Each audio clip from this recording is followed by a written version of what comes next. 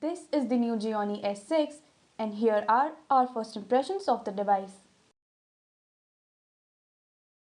Keeping the style element intact, the brand has offered the Gionee S6 with an all-metal body which looks stunning with its matte finish.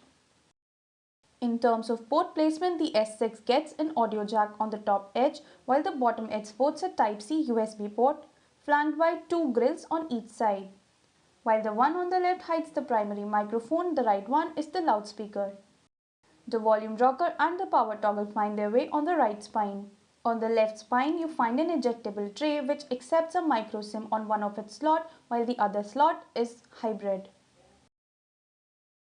Up front, the Gionee S6 gets a large 5.5-inch HD display which comes flanked by an earpiece, front camera, a notification LED and some sensors above and a row of capacitive navigation keys on the bottom. The back panel is understated with only the primary camera module, a secondary microphone and some minimal branding on it.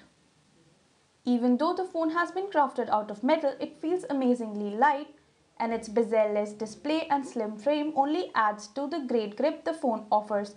Being an HD display, the Gionee S6's screen is not amazingly sharp. However, the brightness is adequate and the colors look vibrant.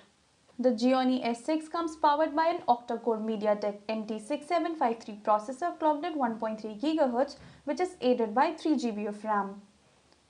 Our brief usage on the device felt quite snappy.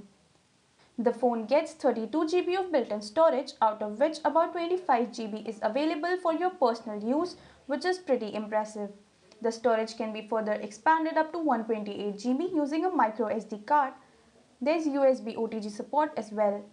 The Gionee S6 runs the brand's custom Amigo UI version 3.1 on top of Android 5.1 Lollipop.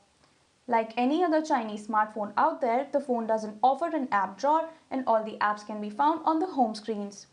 You can swipe on the lock screen to change wallpapers as many times as you'd like. The quick settings on the Gionee S6 can be accessed by swiping up from the bottom of the display, as swiping down from the top only reveals the notification center.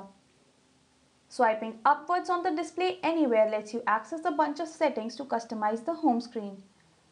The phone gets a lot of preloaded apps including the likes of Facebook, Theme Park, Mood Card, G-Store, etc. along with all apps from Google. There are a bunch of games as well like the Asphalt Nitro, Danger Dash, Spider-Man Ultimate Power, etc. The Gionee S6 supports gestures and motion as well. You can draw letters on the lock screen to launch some apps. While some letters come pre-assigned to launch specific apps, others can be customized to your liking. An option called Suspend brings up virtual button ring on the screen for users to quickly go back to the previous screen, go to the home screen or switch to one-hand mode. In terms of shooting capabilities, the Gionee S6 sports a 13-megapixel primary camera assisted by an LED flash and a 5-megapixel front-facing shooter. The default camera app is definitely loaded, yet the UI looks pretty clean.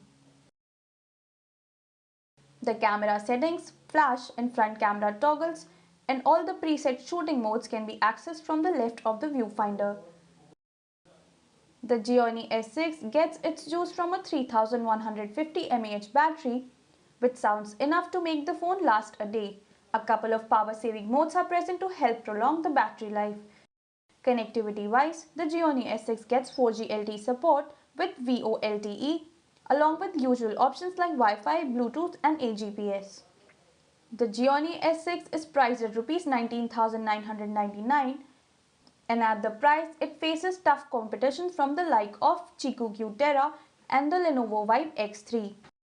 We'll be reviewing the device to see how it fares against the competition, so keep watching this space for more. Thanks for watching.